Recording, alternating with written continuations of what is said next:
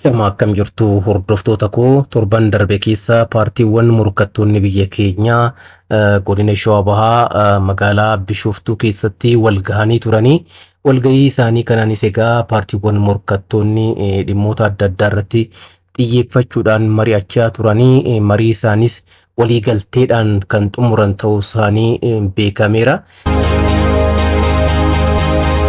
Keessumatu irratti xiyyeeffachuudhaan kan mari'atan waa'ee faayidaa biyyaalessaa dhimma tokkummaa sabdaneessaa nagaa fi dimokiraasii irratti xiyyeeffachuudhaan akka mari'atan egaa kan xumura walgahii isaan irratti kan mirkaneessanii egaa walgahii kana irratti egaa jalqaba irratti ittaanaan muummicha ministeeraa obbo Tamasgan Xurunaa argamanii turanii obbo Tamasgan Xurunaa ergaa dabarsaniin paartiiwwan morkattoonni biyya keenya nagaan waaraan Itoophiyaa keessatti akka bu'uuf shoora gama isaanii akka gumaachaniif hubachiisaniiru.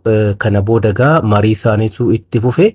Mariin paartileen morkattoonni taasisan kun guyyoota lamaaf kan ture ta'uunsaa beekameera. Egaa kan qopheesse immoo mana marii waloo paartilee morkattoota Itoophiyaatii fi ministeera nagaatii egaa qaamoleen lamaan kun wal ta'uudhaan waltajjii waliigalteedhaan goolabame kana qopheessaniiru jechuudha. Marii guyyoota lamaatiin dhimmoota biyya gurguddoo ta'an irratti kan mari'atan ta'uun isaanii beekameera. Egaa haala kanaan paartileen morkattoonni mootummaa wajjiniin walitti dhiyaatanii mari'achuun isaanii guddinaa fi badhaadhina fuulduroo biyya keenyaatiif shoorri gumaachuu olaanaadha. Kanaan dura haalli akkanaa hin turre biyya keenya keessatti paartileen morkattoonni haalli qaamoota mootummaatti walitti dhiyaachuudhaan ittiin hojjetan hin turre halaalatti jibbiinsaan socho'utu ture. Inni kun akka baduuf carraaqqiin taasifamee baay'ee kan nama gammachiisuu fi lammiiwwan hundas kan abdachiisudha. Egaa haala kanaan mootummaan biyya bulchaa jiruu fi paartileen morkattoonni walitti dhiyaachuudhaan ni mari'atu taanaan rakkoowwan adeemsa keessatti mudatanis egaa dhawaataan fala argachaa deemuun isaanii waan hin oolledha. Akkaataa amma jalqabame kanaan yoo itti fufame filannoon karaa nagaatiin akka adeemsifamuuf haalli mijaa'aan akka uumamuuf shoorri gumaachuu guddaadha. Egaa waltajjiin akkanaa kun adeemsifamuunsaa paartileen morkattoonni biyya keessatti wayitii socho'anitti yaada isaanii imaammata isaanii sagantaa qaban karaa nagaatiin hawaasa isaan deeggaruuf dhiyeessuu akka danda'aniif waltajjiin ammaa kun shoora guddaa gumaachaa jechuudha.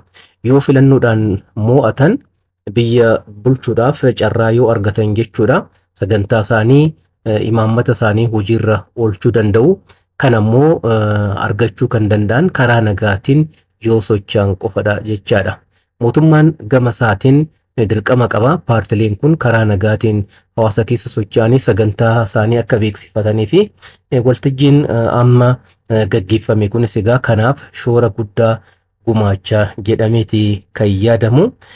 Konferansii paartilee morkattootaa kanarratti egaa dhimmoota guutuu biyyaa qofa odoo hin taane waa'ee qaxaanaa naannichaa irrattis akkasumas dhimma idil addunyaa irrattis xiyyeeffachuudhaan waa'ee nagaa sadarkaa addunyaan keenya irratti argamtu maal akka fakkaatu hirmaannaan isaaniis ammoo kana keessatti maal ta'uu akka qabu irratti xiyyeeffachuudhaan kan mari'atame.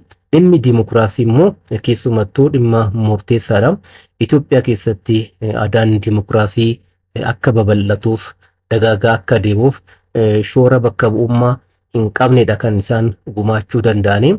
Keessumattuu immoo uummata dammaqsuudhaan uummanni haala amansiisaa ta'een shakkii tokko malee adeemsa siyaasaa keessatti hirmaachuu akka danda'aniif mootummaan biyya bulchaa jirus ta'ee paartileen morkattoonni shoora bakka bu'ummaa hin qabne kan qaban ta'uun isaanii ni beekama.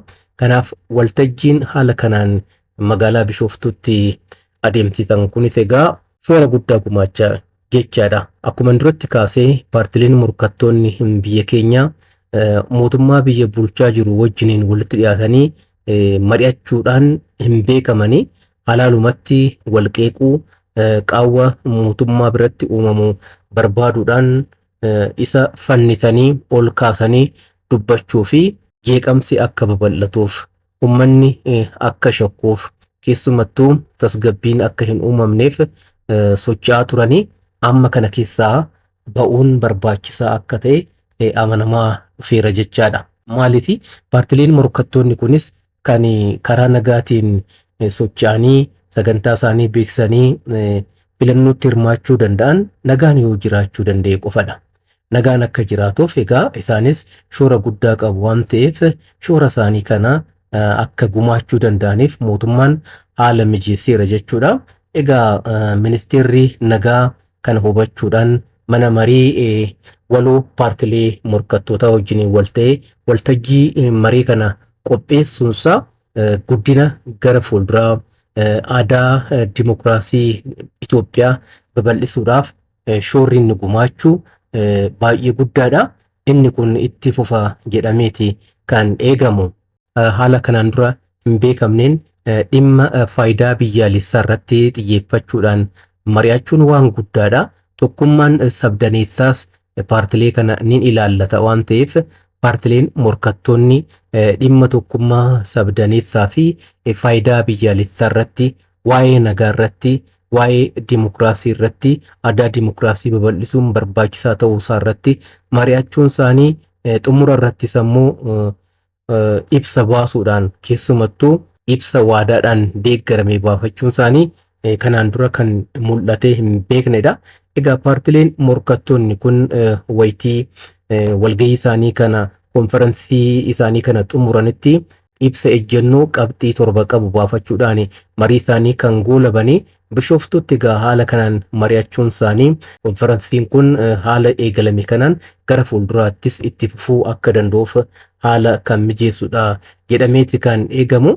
Keessumattuu immoo nagaa amma biyya keenya keessatti hanga tokko bu'aa jiru kana itti fufsiisuudhaaf amansiisaa akka ta'uuf waaromsuudhaaf shoorri paartiiwwan morkattootaa guddaadha waan ta'eef kana mijeessuun baay'ee guddaadha.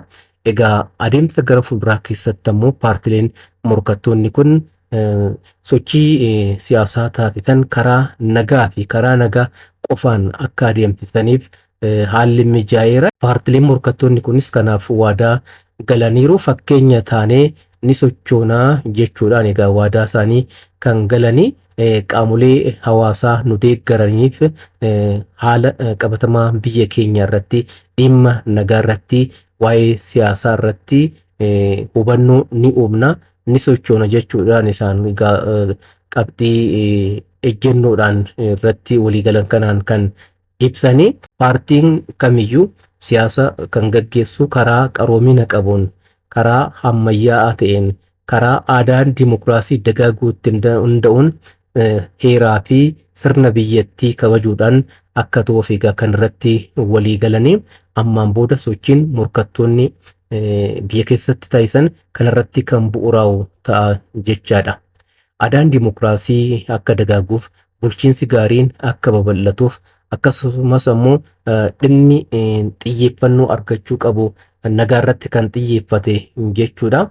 Akka iddoo qabaatuuf kan socho'an ta'uu isaanii kan mirkaneessanidha. Waltajjii kanarratti gara fuulduraattis akkuma amma kaasee waltajjiiwwan akka kanaa kun yeroo adda addaatti wayitii adeemsifamanitti dhimma biyya irratti waa'ee nagaa fi siyaasa tasgabbaa'aa ta'e irratti hojjechuun ni danda'ama jechuudha. Inni ammaa kun jalqabbiidha. Jalqabbii kana itti fufsiisuun dagaagsaa deemuun egaa qaama mootummaa qofarraa kan eegamu miti. Paartileen morkattoonni kunis egaa haaluma jalqaban kanaan carraaqqii isaanii cimsuudhaan itti fufuu jedhameeti kan eegamu. Egaa inni kun gara fuulduraatti dagaagaa akka deemuuf lammiiwwan biyya isaanii jaallatan hundumtuu shoora isaanii ni gumaachu jedhameeti kan eegamu. Kabajamtoota hordoftoota koo waan na hordoftaniif waan na dhaggeeffattaniif hedduun isin galateeffadha. Egaa chaanaaliin kun namoota biroo birattis akka beekamaa deemuuf yaada kennaa namoonni subscribing goone subscribe godhaa. Warri subscribe gootanii jirtan ammoo yaada kennuudhaan fi like jechuudhaan akka hirmaattaniifin kabajaan isin yaadachiisa. Fayyaa ta'a. Nagaatti.